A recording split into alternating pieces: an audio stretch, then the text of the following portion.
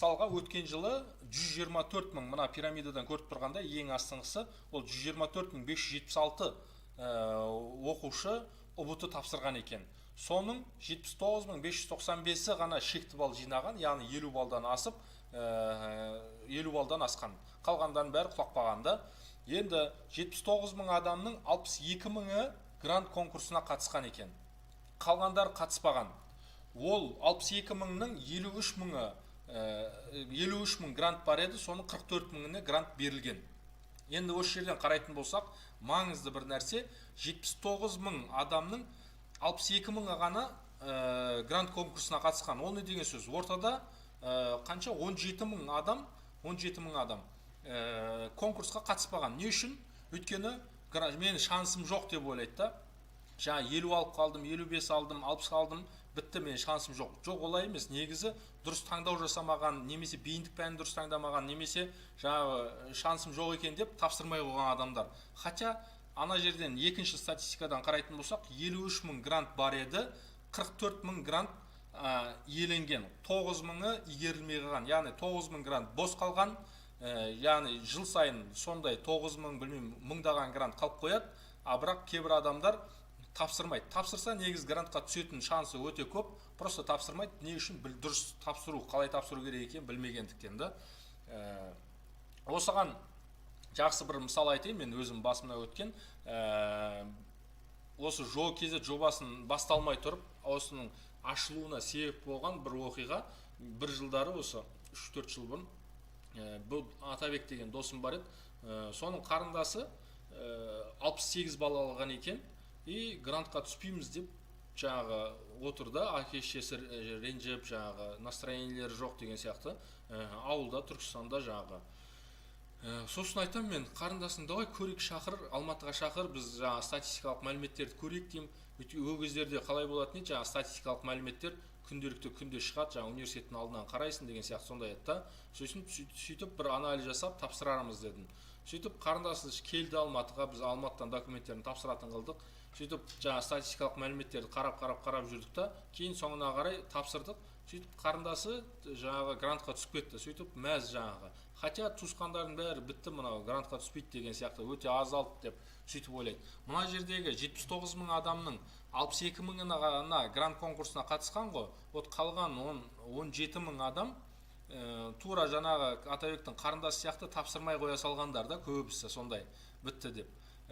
Негізі шанс бар, просто біз білмейміз. Сол тапсырмағандықтан, дұрыс қолдана алмағандықтан, білмегендіктен бізде 53 мың гранттың тек 44 мыңы ғана игерілді. Қалғандары босқа қалып кетті. Мемлекет бізге бір жақтан грант беріп тұр, грантқа оқыңдар дейді. Екінші жақтан біз қалай жазарымыз білмей, не таңдарымыз білмей, жаңағы дұрыс таңдамай не істемейміз, грантты ала алмай қаламыз да. Енді кейбіреулер айтуы мүмкін, енді грантқа қарай емес, ұнатқан маманды таңдау керек, грант үшін оқымау керек деген сияқты. Мен оған сәл қарсымын. Не үшін түсіндірейін. Тем более мысалға ер балалар болатын болса, көбінесе мысалға инженерлік мамандықтарға таңдаған дұрыс. Мысалға қарайық та, бізде жалпы айтқан кезде сіз ұнатып түссеңіз де, ұнатпай түссеңіз де, қалай түссеңіз де, университет түлектерінің 60% өз мамандығымен жұмыс жасамайды. Себебі неге? Себебі бұл жерде тек қана ұнатып түскеніңіз әсер етпейді. Көптеген факторлар бар. Оның біреуі сіздің оқыған мамандығыңыз бітірем дегенше әртүрлі өзгеріске ұшырайды, өзгеріп кетеді. Екінші бір жағдай, ол сіздің бітірген кездегі семьялық жағдайыңыз, тағы басқа жағдайларыңыз қандай болатынын білмейсіз. Кейбіреулер көшуге мәжбүр болады, кейбіреулер күйеуге шығып кетеді деген сияқты әртүрлі, сөйтіп өзінің қалаған несімен емес, басқа нәрсемен жұмыс жасап кетеді. Сондықтан тек қана ұнатып түсті деген, ұнатып түссең ғана жұмыс жасайсың деген нәрсе жоқ жалпы. Екінші бір нәрсе оған байланысты. Біз мамандықтар жайлы толық білмейміз да.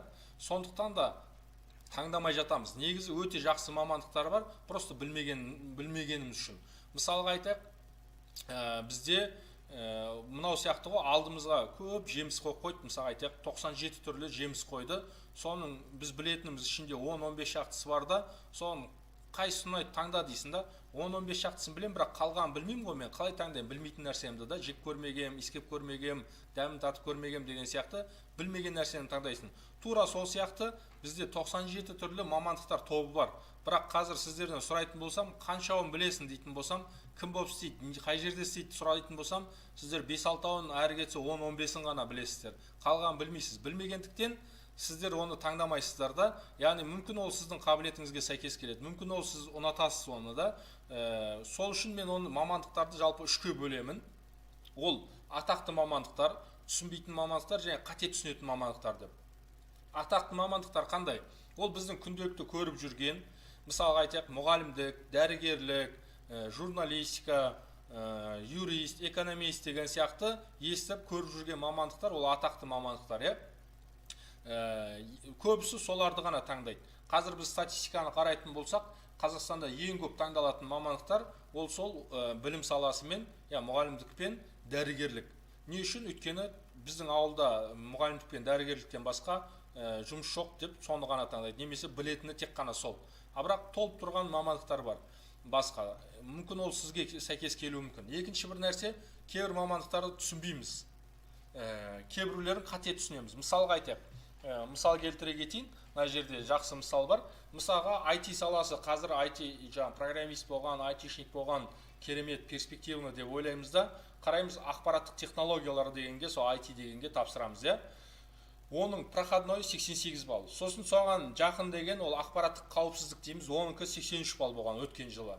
Ал негізінде IT-ге қатысы тағы да 3 мамандық бар, бірақ оларды дұрыс білмейміз, сол үшін таңдамаймыз. Мысалға айтайық, коммуникациялық технологиялар деген бар. Орысша RED деп айтады, жаңа радиоэлектроника технология деген сияқты.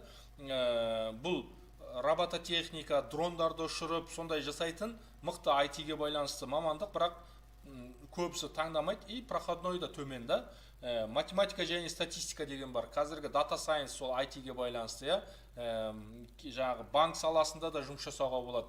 Кейбіреулер жаңағы банкир болам деп математика, география таңдайды да, финанс таңдайды, оныкі жоғары дейік, 100 балдан жоғары. Ал мына жерде математика, статистика таңдап банк саласында жұмыс жасауға болады, 75 балл. Немесе автоматтандыру және басқару деген бар. Тоже жаңағы роботтандыруға байланысты. Мысалға мен бір жылдары 2018-де шатаспасам Германияға BMW-ның несіне барған, зауытына. Ол жерде қарасаң, адам почти жұмыс жасамайды. Біз мысалы BMW тройканың бастан аяқ жасалуын көріп шықтым. Почти адам жоқ, барлығын робот жасайды. Бұндай автоматтандыруға өту үшін ол сол саланы дамыту керек, сол салада жұмыс жасау керек. Біздікілер 63-пен өтесін оған. Жалпы айтқанда қарайтын болсаң, перспективны мықты сала, бірақ 63 балмен өтеді. Мемлекет бір жағынан қарайтын болсаң, бұл салаларға көп грант бөліп жатыр. Не үшін көп грант бөліп жатыр? Өйткені перспективті өте маңызды салалар десек болады, қажетті салалар. Бірақ өкінішке орай біздікілер түсінбегендіктен таңдамайды. Просто білмейді, ол не, ол автоматтандыру және басқару деген сияқты. Математика және статистика десе, ол тек математика, мұғалімдік па деген сияқты шатастыру мүмкін. Жоқ, бұлардың барлығын дұрыс түсініп, біз сол сияқты әр салада да осындай нәрселер бар да.